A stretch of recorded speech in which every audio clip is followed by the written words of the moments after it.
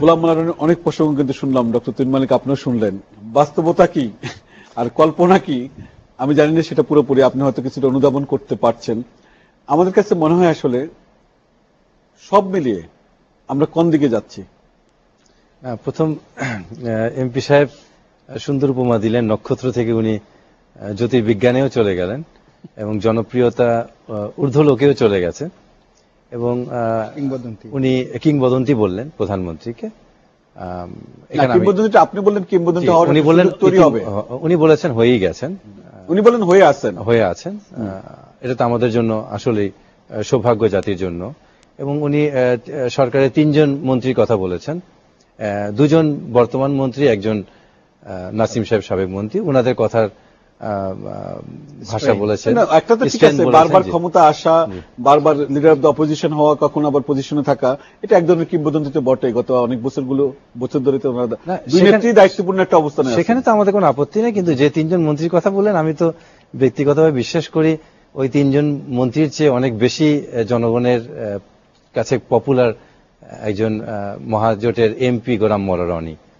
এই কারণেই রনিরা পপুলার কেন হয়? রনিরা এই কারণে পপুলার হয় যে আপনি দেখেন, এডিসন একটা কথা বলেছিলেন যে প্রকৃতি মাঝে মাঝে বোকা লোক পৃথিবীতে জন্ম দেয়, কিন্তু একজন ভার সবসময় মানুষের আপন সৃষ্টি।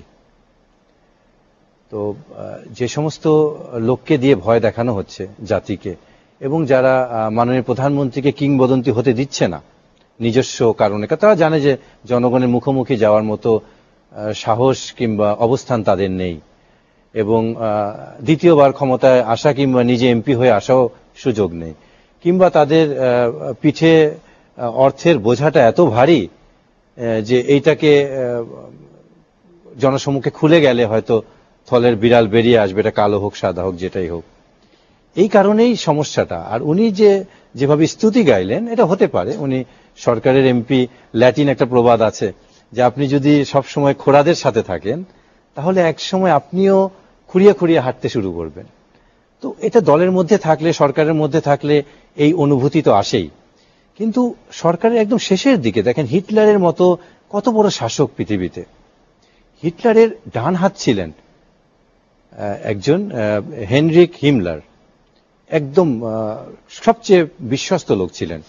কিন্তু তার ক্ষমতার শেষের দিকে, একদম শেষ দিন বেলাগুলাতে, যখন হিটলার ব্যাংকারে ছিলেন আটক অবস্থায়, ওই ব্যাংকার থেকে তাকে বরখাস্ত করেছেন, এই হিটলার স্বয়ং বরখাস্ত করেছেন। আচ্ছা, তো এই কারণে যে যারা একেবারেই ডান হাত বাম হাত থাকেন, এই হাতগুলোই কিন্তু এক সময় উঠে এসে গলা ধরে। তো এটা সব সময়, সব সরকারের সময়, আপনি খন্দকার মুস্তাক বলেন, তখন তো বিএনপি ছিল না, কিংবা অন্যান্য শাসনামলেই বলেন না কেন, এই লোকগুলোই কিন্তু এক সময় গলাটা চেপে চেপে ধরে। তো যারা, আমি সেটাই বলছি, কিংবদন্তি তারাই হবে যারা তার অবস্থান বুঝবে যে কোনটা গোলাম মোল্লা রনি আর কোনটা আমি নাম বললাম না তারা কারা। এই পার্থক্যটা যখন নেতৃত্বরা দেখবে, তারাই কিন্তু পৃথিবীতে কিংবদন্তি। আমাদের দেশে আপনি দেখেন সেই রাজনীতি কি আছে? আমরা যদি হিসাব করে দেখি, আমাদের দুটি দলের মধ্যে কিন্তু এখন যাদের আধিপত্য দাপট, তারা কিন্তু রাজনীতিতে কতটা সম্পৃক্ত। আরেকটা যদি আমরা দেখি, দুই নেত্রীর আশেপাশে যে কর্মচারীরা থাকেন, তাদেরও দাপটের কারণে অনেক সিনিয়র লিডারশিপ, প্রবীণ রাজনীতিবিদ কিন্তু জায়গা পাচ্ছেন না, ঠাঁই পাচ্ছেন না, কথা বলতে পারেন না। অবস্থাটা কোথায়? আমি সবসময় বলি যে সৌরজগতের সাথে আমি এটাকে তুলনা করি, যে সূর্যের চতুর্দিকে কিন্তু গ্রহগুলা ঘুরছে, কিন্তু অপেক্ষাকৃত ছোট গ্রহরাও কিন্তু সূর্যের সবচেয়ে কাছাকাছি, বড়গুলা কিন্তু দূরে। তো আপনি যেটা বললেন, আমাদের রাজনৈতিক দলের যারা সূর্য, প্রধান নেত্রী, তাদের কাছাকাছি কিন্তু ছোটরাই যেতে পারছে, বড়রা গুণীরা যেতে পারছে না। এবং তাদের এমনকি কর্মচারীদের দাপটের মুখে প্রবীণ নেতারা কিন্তু অসহায় এখানে, কিন্তু আপনি খেয়াল করলে দেখবেন সেটা কিন্তু না। এই কর্মচারীরাই তো বিভিন্ন সময়ে তাদের মাথায় কিন্তু মুকুট পড়েছে, যার মাথায় মুকুট পড়ার কথা না, তারাই কিন্তু মাথায় মুকুট পড়েছে, এবং তাদের এই মুকুটের কারণেই কিন্তু যারা এই যে কিংবদন্তি হওয়ার কথা, যাদের মুকুট পড়ার কথা, তাদের মুকুটটা খসে গেছে।